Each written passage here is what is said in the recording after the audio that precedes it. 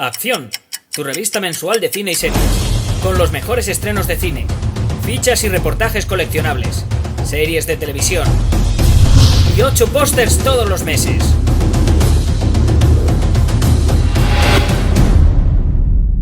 Búscala en tu kiosco.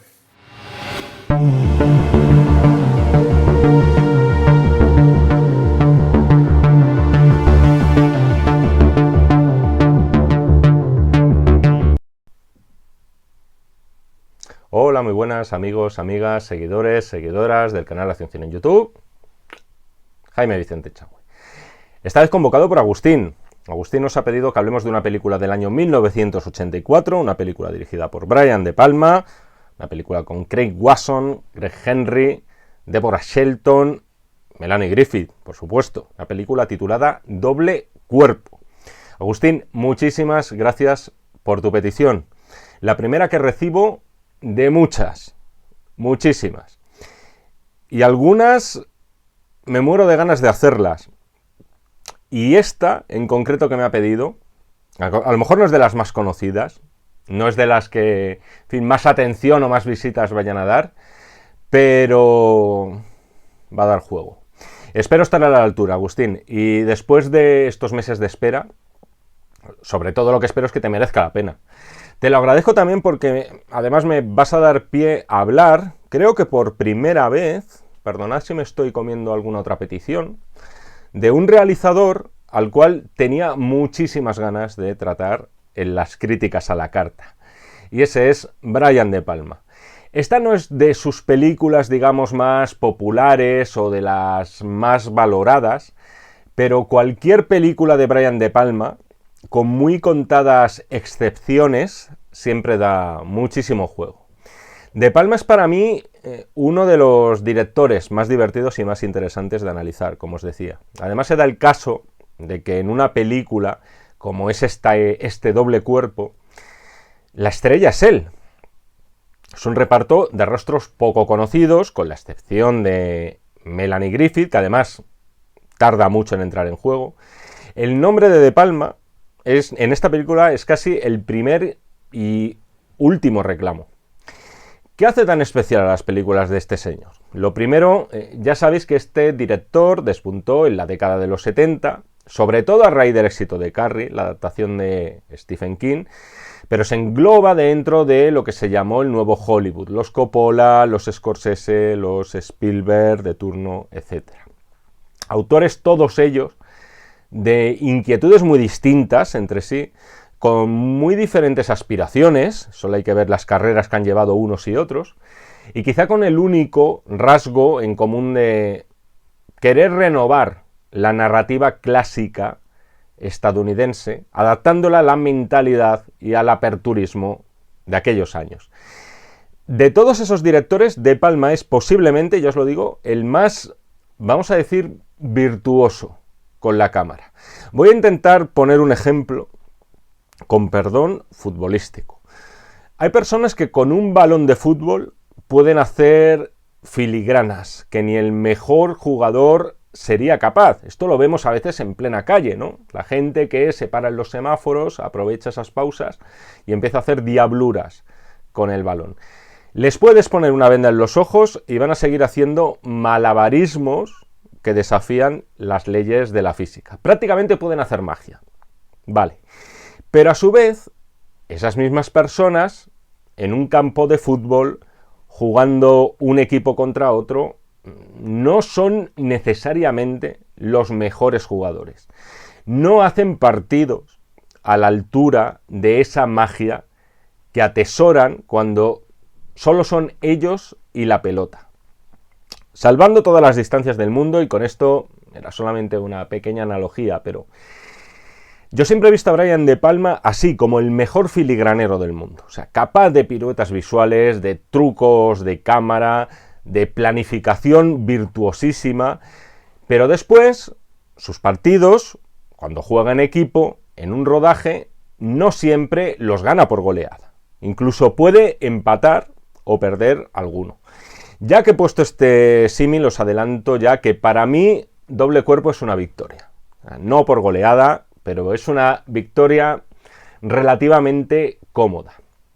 Lo segundo, por lo que me resulta tan simpático, si podemos definir así a Brian De Palma, es que, a ver, va a ser muy difícil hacer esta crítica a la carta sin nombrar al menos una docena de veces, ni siquiera una decena, una docena, y posiblemente sean más, efectivamente, lo habéis adivinado, a Alfred Hitchcock.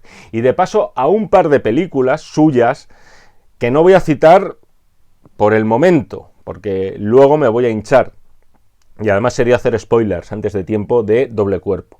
Los que conozcáis bien a este director ya sabéis que no estoy descubriendo la pólvora, precisamente. O sea, llamadle plagio, llamadle homenaje, llamadle veneración y adoración a un maestro, que posiblemente eso es lo que sea. Un puñado de películas de Brian De Palma en los 70 y en los 80 son un empacho hitchcockiano. Empacho, pero de ir al ambulatorio, de tomarte la tensión después. Si habéis visto y sobre todo admiráis 3 películas muy concretas de Hitchcock y no habéis visto estas otras películas de la etapa inicial de Brian De Palma, que son hermanas, Fascinación, esto, o sea, como dicen ahora, os puede volar la cabeza, Fascinación. Vestida para matar, que esta sí que fue una de las más exitosas, o Doble Cuerpo. Si las veis, sin saber esta adoración de Palma por Hitchcock, podéis pensar que es casi una parodia. O sea, que este señor nos está tomando el pelo. O que no se lo toma en serio. De Palma, y lo vamos a ver en Doble Cuerpo, fusila ideas muy concretas de Alfred. Casi literalmente. O sea, te cambia un vértigo por la claustrofobia y venga, tirar para adelante. Pero en lo que se refiere, por otro lado, a la caligrafía con la cámara, a lo que os decía antes, a decirse no qué voy a contar, sino cómo voy a contarlo, De Palma tiene, que decir, su personalidad muy marcada, más allá de que haya tomado prestadas, vamos a decir, ideas de Hitchcock. Y además, si bien es verdad que se marca aquí un control C, control V, con las películas de El Maestro, yo tendría en cuenta 2 cosas antes de condenarlo solamente por eso a la hoguera, a Brian De Palma. Coge las obsesiones más oscuras de Hitchcock, eso es verdad, pero las retuerce un poco más, después un poquito más, y cuando ya todo es tremendamente obsceno, es cuando llega el momento de poner las cartas sobre la mesa.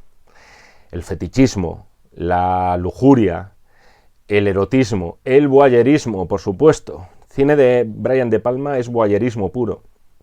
A De Palma se le suele tildar de ser un voyeur del cine. Es un mago en esto y luego lo veremos. De hecho, voy a contar ya, se avecinan un montón de películas de Brian De Palma. E insisto, no de las más conocidas, pero sí unas cuantas que... alguna una obra maestra y alguna que a mí me despierta mucha simpatía.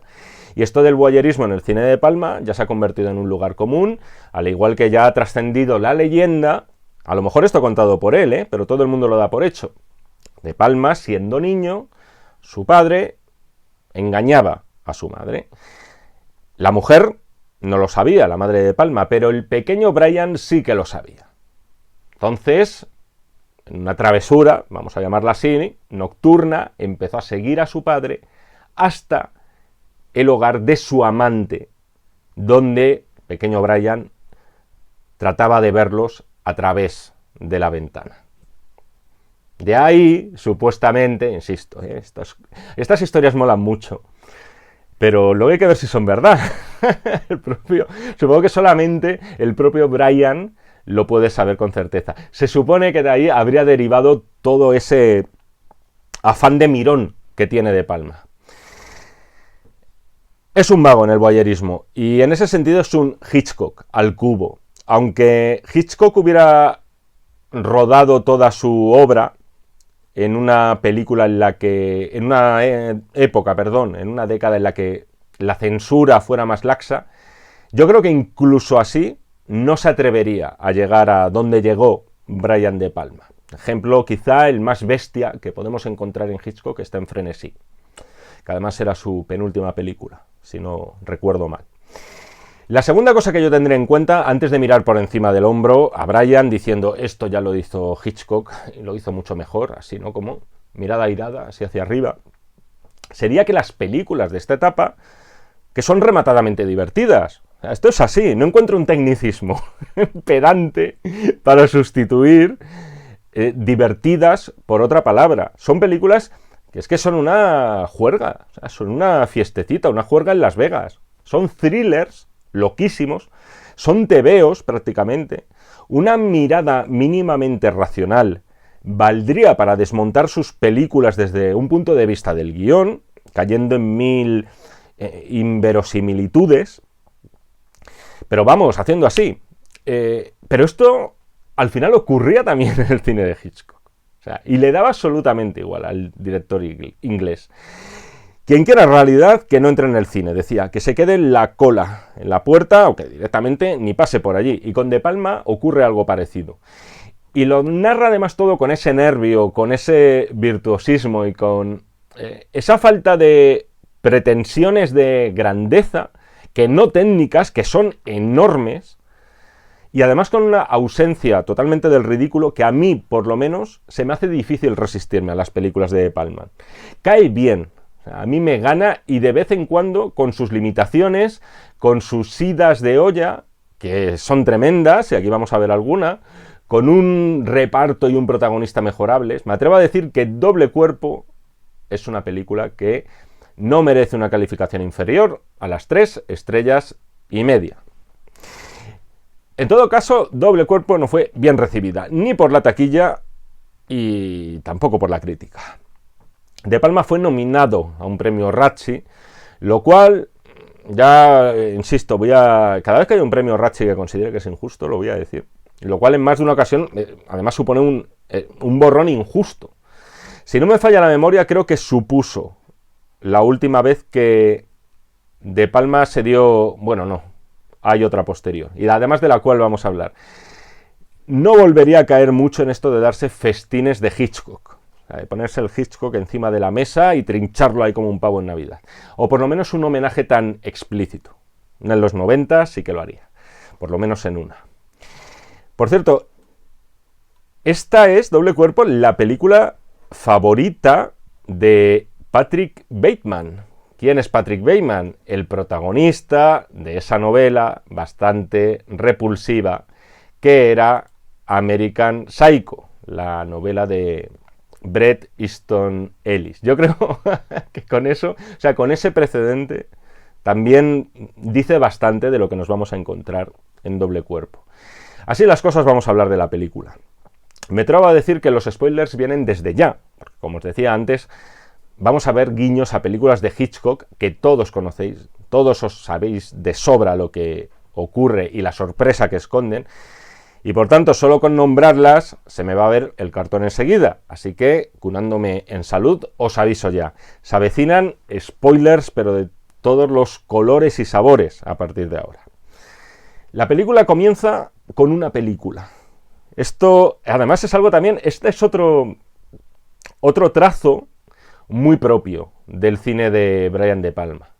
Esto ya lo había hecho él, ya lo había hecho anteriormente De Palma, en otra película que, por cierto, también me divierte mucho, quizás más sólida que esta, que es Blowout, Impacto, la llamaron en España, con John Travolta. Empieza la película con un rodaje, sin que sepamos en realidad que es un rodaje. Aunque algo se nota, porque parece una película de vampiros bastante lamentable, y eso es lo que es ese instante. Tenemos a Jake, el protagonista, encarnado por Craig Wasson. Jake es un actor de tercera fila, quizá cuarta, que está ahí en ese instante caracterizado como un vampiro intentando encarnar a un chupasangres, saliendo de su tumba de la forma más convincente posible. Sin embargo, sufre una especie de ataque de ansiedad. Está caracterizado como un vampiro de serie Z de los 80, o sea, un cruce entre punk, entre Billy Idol y Christopher Lee, para que os hagáis una idea. El director de esta película, por cierto, está encarnado por Dennis Franz, que es un actor muy habitual en el cine de Brian De Palma, sobre todo de esta época, de estos años. De Palma es de esos directores también de los que les gusta el metacine, o sea, de los que les gusta mucho jugar con lo que vemos y con lo que creemos ver en pantalla. Le gustan mucho los trampantojos. O sea, justo después viene un plano suyo muy característico también y que encontraremos después en algo parecido en películas como Carlitos Way, totalmente opuesta a esta, ¿no? Por lo menos desde un punto de vista dramático. Vemos una especie de paraje desértico con unas montañas y a medida que la cámara se aleja vemos que en realidad es un paisaje falso, un decorado, porque están moviendo en ese estudio, ese decorado, se supone que para una película. El protagonista es un loser de campeonato, o sea, es un actor de películas malas que, para colmo, nada más llegar a su casa descubre que su mujer se está pegando el lote, expresión rancia donde las haya, con otro señor. Aquí vemos ya ese estilo voyerístico de Palma y que va a ser la tónica. En esta película especialmente yo creo que es su película más voyeur de todas. Escuchamos unas risitas de mujer, Jake va recorriendo las estancias y les pilla en el acto, nunca mejor dicho. Esto pasaba en Vestida para matar también, pero en Doble cuerpo ya va a ser mucho más bestia. Vamos a decir al Brian De Palma, no sé si más sexual, pero sí al Brian De Palma más sexy. Sin ningún tipo de reparo ni cortapisa en mostrarnos secuencias de sexo. Por supuesto, no explícito. Pero con muy poco recato. Para ser cine comercial. Pero insisto, luego lo veremos. Esto no es nada de lo que hemos visto hasta ahora. Voy a ir finalizando lo que es el planteamiento del primer tercio de la película. Para ir ya a las partes clave que quiero comentar. Jake está en una escuela de actuación. Yo creo que además en esa escuela con un dardito ahí tirado al Actors Studio neoyorquino, conoce allí a otro actor que se llama Sam y le ofrece a hospedarse en su casa. Una casa, por cierto, imposible, una especie de platillo volante de diseño demencial, de ciencia ficción. Pero el meollo de todo, lo que desencadenará lo que viene a continuación, es que esa casa incluye un espectáculo, cena y espectáculo. O sea, a determinada hora de la noche, una vecina, sin que sepamos por qué, comienza una serie de bailes eróticos en su habitación y Jake comienza a verla con un telescopio. Primero con curiosidad y ya después con adicción. Se queda prendado de ella, pero una noche ve que entra en esa habitación un tipo, vamos a decir, de cara extrañísima, que después se referirán a él como el indio. Empiezan a discutir y este hombre la golpea. A partir de ahora voy a desgranar la película, momentos concretos. Jugar al pastiche tiene cosas buenas y cosas malas. Lo bueno es que no te cuesta entrar en el juego, pisas terreno que conoces de sobra y te acabas sintiendo cómodo. Las malas, que algunas cosas se ven venir de lejos en la película. Por ejemplo, que se deslice de forma un poco forzada que Jake sufre claustrofobia. Cambiad claustrofobia por vértigo y tendréis eso.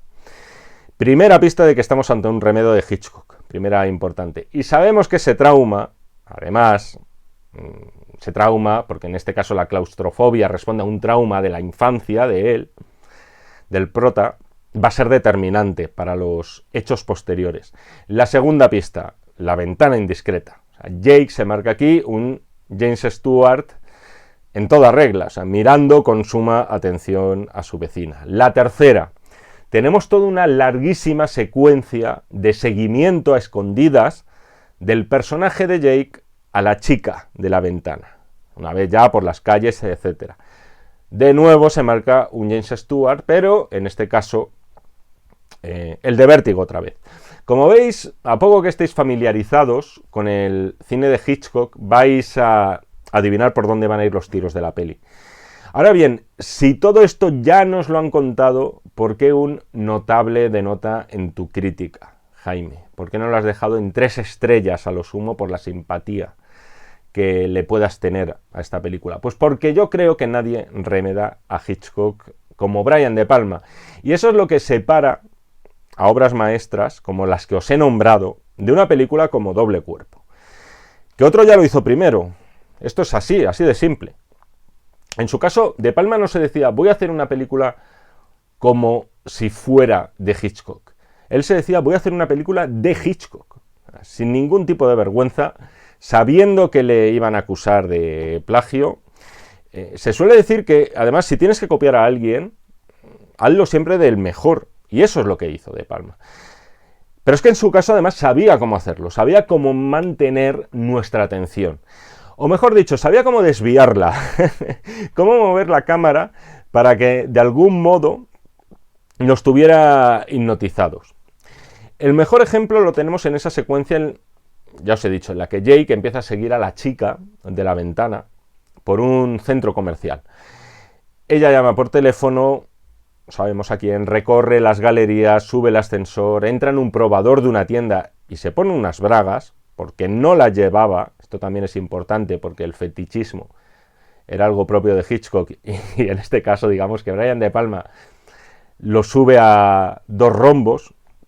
Lo que os quería decir con todo esto es que todo eso, todo el recorrido de la chica, lo vemos la mayoría del tiempo siempre desde la perspectiva de Jake, como ocurría por otro lado en La ventana indiscreta, eso está claro, pero también como ocurría en Los pájaros.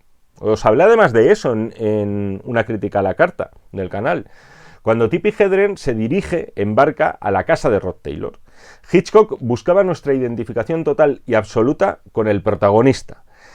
Y eso es lo que intenta también Brian De Palma. Y no solamente es que lo intente, es que le suele salir bien. A pesar, como os digo, de que algunas cosas sean previsibles.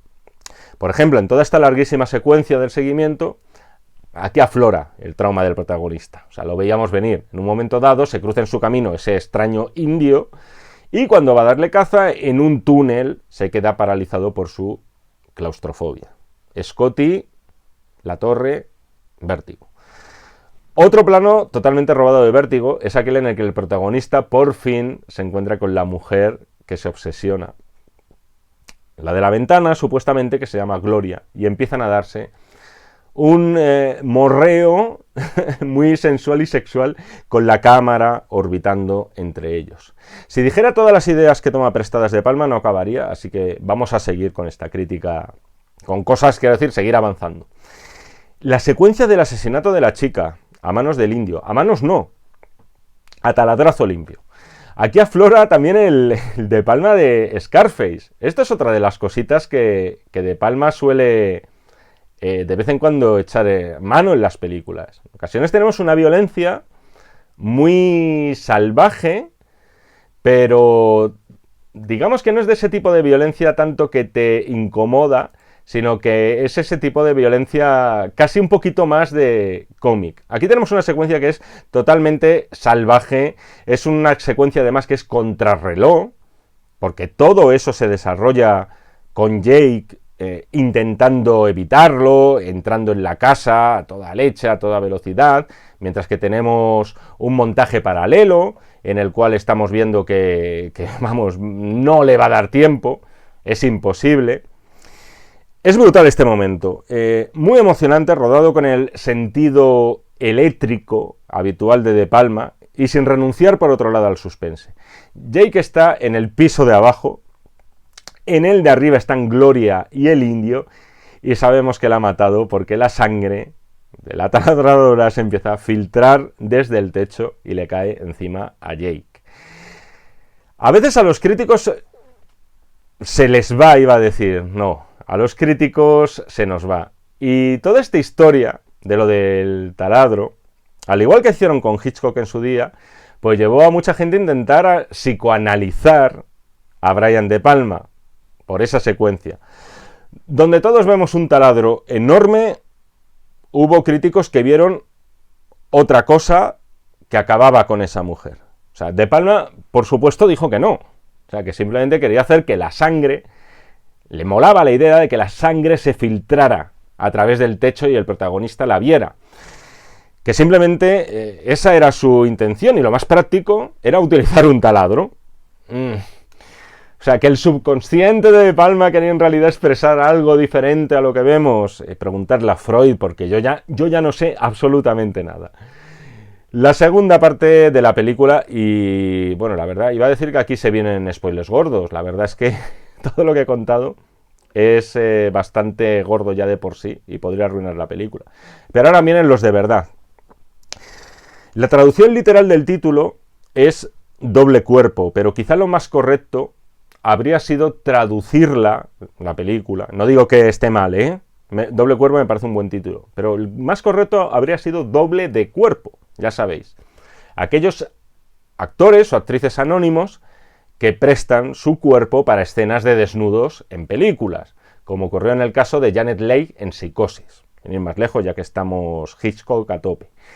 Viendo la televisión de forma casual, y más concretamente un canal pornográfico, son cosas que pasan, el prota ve a una actriz que practica exactamente los mismos bailes eróticos y sensuales que Gloria. Una chica interpretada por una muy poco pudorosa y muy sorprendente Melanie Griffith, que os recuerdo es hija de Tippi Hedren, así que es de suponer que De Palma estaba extasiado por poder contar con ella. La Griffith tenía ya experiencia en el cine, en todo caso, no, sobre todo como actriz adolescente. Uno de sus papeles más recordados es en otra película, quizá no obra maestra, pero sí interesante de este nuevo Hollywood, que es La noche se mueve, una película de Arthur Penn con Gene Hackman, muy renovadora, revival del cine negro clásico.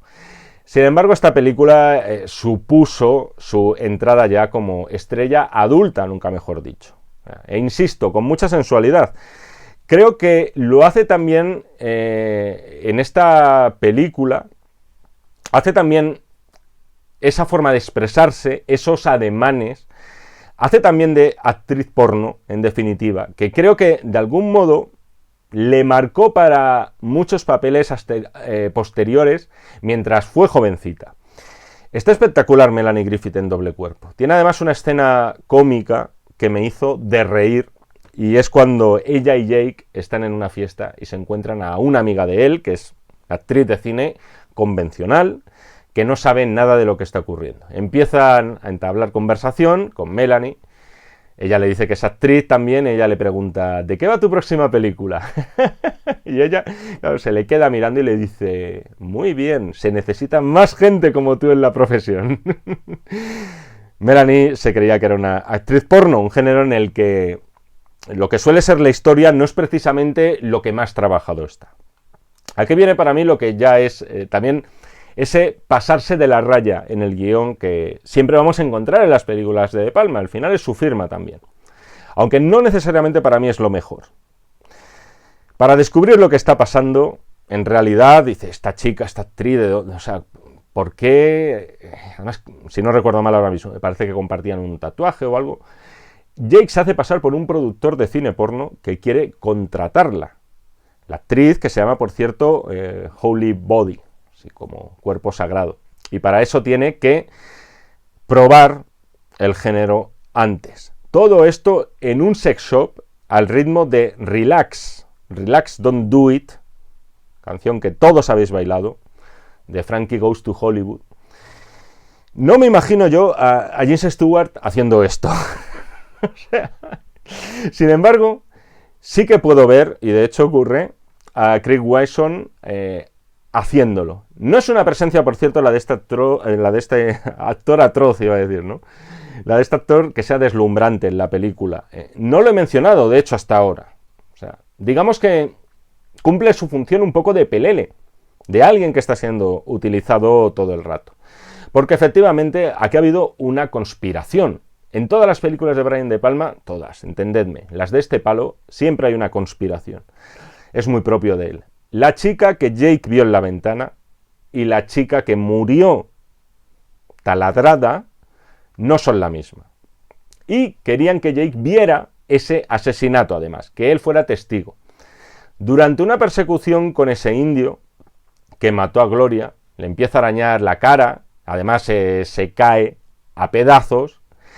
Vemos que no era tal cara, descubrimos que ese tal indio es Sam, el amigo que le había prestado la casa a Jake, desde la cual, con el telescopio, el microscopio iba a decir, microscopio no le valía, un telescopio veía a Gloria bailar.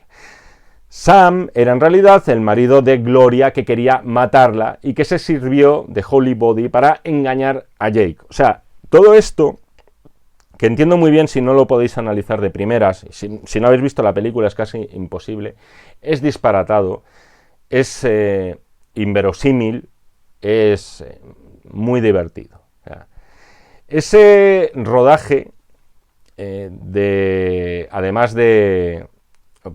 como lo es el momento final, efectivamente, el momento final, Jaime vuelve a la Tierra. También es disparatado ese momento final en el que, en esta pelea con Sam, Jake pierde la partida, ¿no? Está semienterrado en una tumba, además preso de su claustrofobia. Y de repente volvemos al rodaje del principio que os comentaba, con el que se abre la película. Ese rodaje de una cutre película de vampiros, en la cual Jake tenía que salir de una tumba y sin embargo se veía incapaz de hacerlo, precisamente por su claustrofobia. En este momento, os confieso que durante unos pocos segundos, empecé a levitar. Aquí ya pensé de todo. Pensé que lo mismo, todo había sido un sueño, o que todo era el rodaje de una película. Me duró poco la sorpresa. Lo que es en realidad es un flashback de Jake, gracias al cual coge fuerzas de flaqueza, logra salir a la superficie, logra salir de esa tumba, en este caso de verdad, en la vida real, y el tal Sam acaba muriendo y Jake y Holly Body acaban juntos. En todo caso, esto lo vamos a ver con más pelis de De Palma, insisto. Tengo un montón sobre la mesa y vamos a ver todas estas, ¿cómo decirlos?, trucos y trampitas y trampantojos que hace ya cerca del final. El epílogo de la película es muy Brian De Palma también. De nuevo, una película mala de vampiros, pero en este caso con Jake, ahora sí, contratado y encarnando a uno en una escena de ducha, por cierto, atacando a una mujer, por cierto, en el enésimo homenaje a Hitchcock, de Doble Cuerpo, por cierto. De nuevo, cine dentro del cine, otra vez. Y puede parecer un final un poco tontorrón, casi como una broma privada por parte del propio De Palma, pero creo que en este caso esconde más de lo que parece. Porque al final este hombre tendrá películas en las que da más con la tecla, o que le salen peor, pero lo que no se puede negar, en ningún caso, es que las películas de Palma son cine de verdad, cine de verdad. Al final tienen un lenguaje netamente cinematográfico. La imagen, en su caso, es el equivalente a las palabras que puede usar un guionista o un escritor cualquiera para expresarse. En sus películas no ves lo que tendría que ser real. Es decir, eso lo demos todo lo tenemos que dar todos por descontado, sino lo que De Palma quiere que tú veas. Y a partir de ahí hay dos opciones siempre, en estos casos. Ver una película como Doble Cuerpo y hacerse cruces constantemente porque te topas con situaciones que ya has visto antes en película de sobra conocidas por todos, o tomártelo como lo que es en realidad, un juguete, un divertimento, rodado con muchísimo más talento, y no voy a hacer comparaciones, que películas sin duda mejores, más académicas y más prestigiosas. Otra cosa es que sean mucho más sólidas esas películas que esta. Pero a un nivel narrativo y a nivel de piruetas visuales, Brian De Palma no tiene parangón. Si optáis por la segunda opción, yo de verdad creo que con esta película os lo vais a pasar muy bien. Y hasta aquí la crítica a la carta de un servidor de Doble Cuerpo. Agustín, muchísimas gracias de verdad por esta petición y por todas las que me has hecho. Ya tendré tiempo de agradecértelo en sucesivos vídeos. A los demás, espero que os haya gustado también. Si queréis seguir viendo mi careto por aquí o escuchando esta vocecilla que Dios me ha dado, no tenéis más que ver las instrucciones para pedir vídeos, un poquito más arriba. Bien os podéis suscribir, bien os podéis unir al canal. Nos seguimos viendo en el canal de Acción Cine, si así me lo requerís, y por supuesto nos seguimos leyendo en este y en todos los que están por venir de los números de la revista Acción. Muchísimas gracias y hasta otra. Acción, tu revista mensual de cine y series, con los mejores estrenos de cine, fichas y reportajes coleccionables, series de televisión y 8 pósters todos los meses.